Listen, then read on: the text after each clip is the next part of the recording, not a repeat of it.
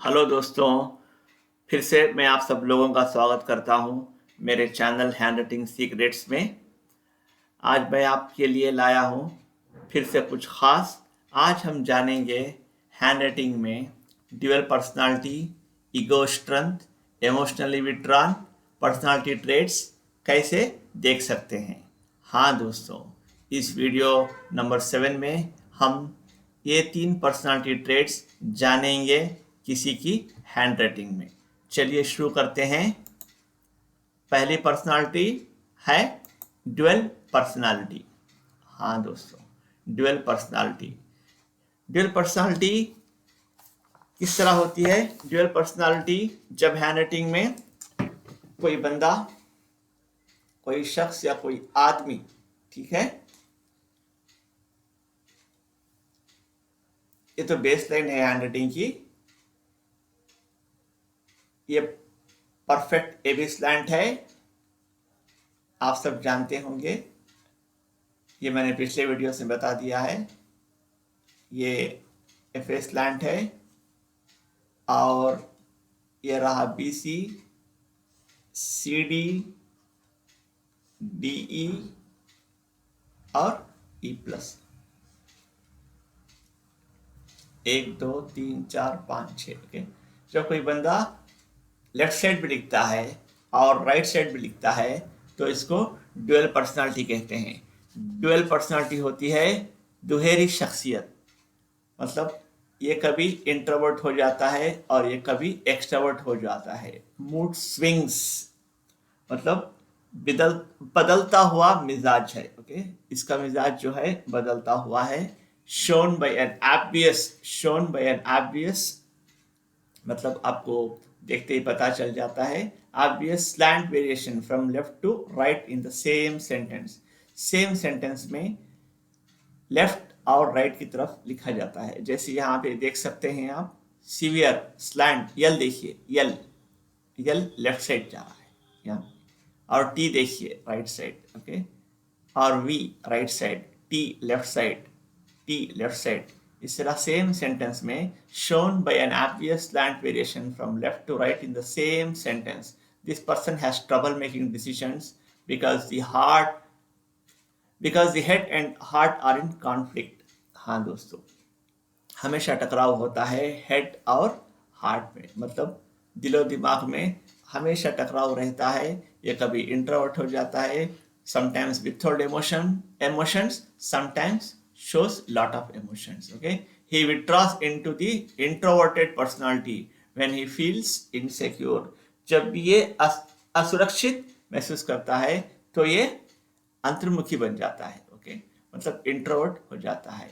Unpredictable mood swings, हमेशा बदलता हुआ मिजाज है।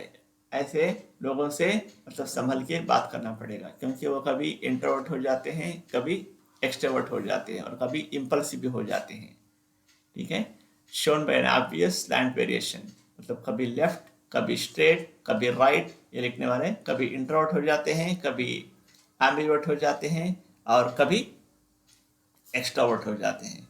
कभी अंतर्मुखी, कभी बाहरमुखी, कभी उभयमुखी हो जाते हैं ये लोग। इसको कहते हैं ड्यूअल पर्सनालिटी। हाँ दोस्तों, यहाँ पे क्लियरली स्लैंट देखने के लिए देखिए, यस थोड़ा राइट की तरफ आ रहा है, आर लेफ्ट की तरफ, एल लेफ्ट की तरफ, टी राइट की तरफ, ये सब चीज़ें हैं आप हैंड राइटिंग में देख सकते हैं। ये इंट्रोवर्ट भी हो जाता है, अंतर्मुखी भी हो जाता है, एक्सट्रोवर्ट भी हो जाता है, बाह्यमुखी भी हो जाता है, एम्बिवर्ट उभयमुखी भी हो जाता है। ठीक है, sometimes withhold emotions, sometimes shows emotions. Okay, sometimes he becomes impulsive also. देखिए सेम सेंटेंस में यहाँ पे देखिए, ठीक है, left right left right left right, okay, left right left right right, हमेशा इसके दिलो दिमाग में टकराव चलता रहता है। And he feels insecure। okay, he withdraws into the introverted personality when he feels insecure। तो मतलब ये इंट्रोवर्ट हो जाता है when he feels, मतलब असुरक्षित, तो अंतर्मुखी बन जाता है। तो चलिए चलिए दोस्तों, आगे बढ़ते हैं। नेक्स्ट पर्सनल ट्रेट है ego strength, shown by the size of the capital letters. यहाँ पे ईगो स्ट्रेंथ चेक करने के लिए हम कैपिटल लेटर्स देखेंगे, ठीक है। जैसे फर्ज करो आई, किसने लिखा आई, ठीक है, आई याम, आई याम। अब यहाँ देखिए कैपिटल लेटर आई, मिडिल जोन तो ये हो गया, ओके, मिडिल जोन ऑलमोस्ट कितना है 4 to 5 टाइम्स है ego strength, okay.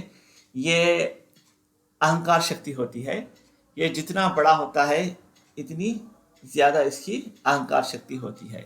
Shown by the size of the capital letters, capital 4 to 5 times, देखिए ये मिडिल जोन है, ठीक है, ये मिडिल जोन इतना वाला, ठीक है, middle zone almost 4 to 5 times the middle zone indicate writer with an inflated importance of himself, अपने आप को बहुत बड़ा चढ़ा के साबित करता है, अपने आप को बड़ा महान समझता है। Likewise capitals within the middle zone, अगर capital within the middle zone, अगर फॉर एग्जांपल कोई लिखा I am, okay, within the middle zone है, within the middle zone, ऐसा भी लिखना नहीं चाहिए, ऐसा भी नहीं लिखना चाहिए और ऐसा भी नहीं लिखना चाहिए। वीक ईगो स्ट्रेंथ होता है, ये कमजोर अहंकार शक्ति होती है, दस अफेक्टिंग सेल्फ एस्टीम, इसके आत्मसम्मान को मतलब ठेस पहुंचा सकता है, ठीक है। इतना भी अपने आप को कमजोर नहीं समझना है और इतना भी अपने आप को बड़ा नहीं समझना है, जस्ट आई याम, इतना आई याम, ओके, ठीक है, ये सही है ईगो स्ट्रेंथ।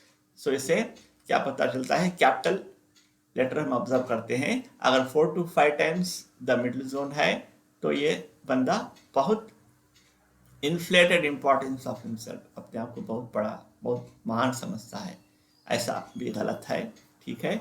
और likewise capitals within the middle zone indicate weak ego, okay. अब देखिए मिडिल जोन है, आपको तो पता है 3 जोन है, upper zone, middle zone and lower zone, okay.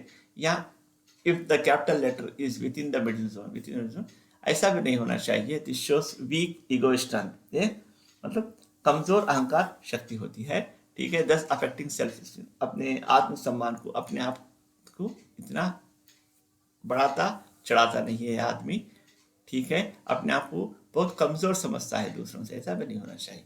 जैसे जस्ट आई एम, ये ठीक है, यहाँ पे देख सकते हैं आप। दोस्तों चलिए आगे बढ़ते हैं, मैं जस्ट रिपीट कर देता हूँ, मैंने इससे पहले क्या बोला था आपसे। पहला रहा ड्यूअल पर्सनालिटी, ड्यूअल पर्सनालिटी दोहरी शख्सियत, यहाँ पे लेफ्ट और राइट पे लिखा जाता है स्लैंट्स, ओके, कभी इंट्रोवर्ट कभी एक्सट्रोवर्ट, ओके, एंड कभी एम्बिवर्ट बन जाता है। और ईगो स्ट्रेंथ में जिसका केवल अहंकार शक्ति के बारे में बताती है।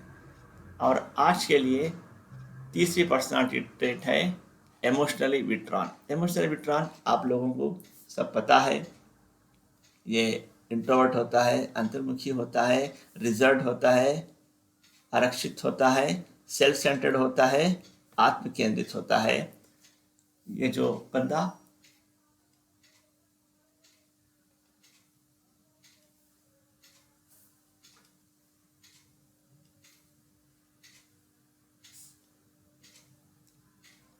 ये ए बेसलाइन है, F baseline, okay, F baseline, ये जो है इमोशनली विड्रॉन होता है, shown by a consistent leftward slant. The upstrokes and slant are a minimum of 90 degree, यहाँ पे, ठीक है, from the baseline, ये baseline है।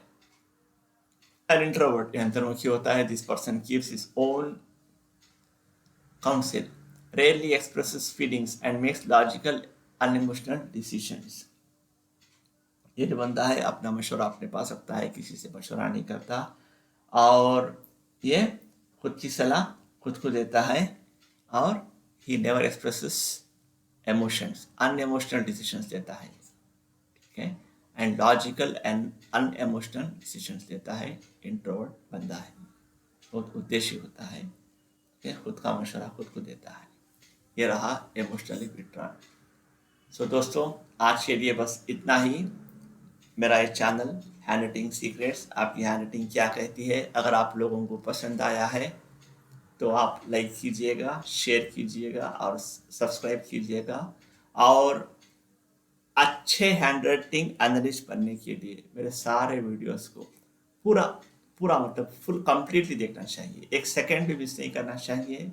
आप एक अच्छे हैंड राइटिंग एनालिस्ट बन जाएंगे, ये मेरा वादा है। टोटल मैंने 18 वीडियोस आपके लिए लाया है। इस 18 वीडियोस में अगर आप एक सेकेंड भी मतलब अपना ध्यान इधर उधर किए बगैर अगर आप देखेंगे तो आप अच्छे हैंड राइटिंग एनालिस्ट बन सकते हैं, ये मेरा वादा है। चलिए दोस्तों, आज के लिए इतना ही, फिर मिलते हैं अगले वीडियो में। Thank you very much. खुदा हाफिज़।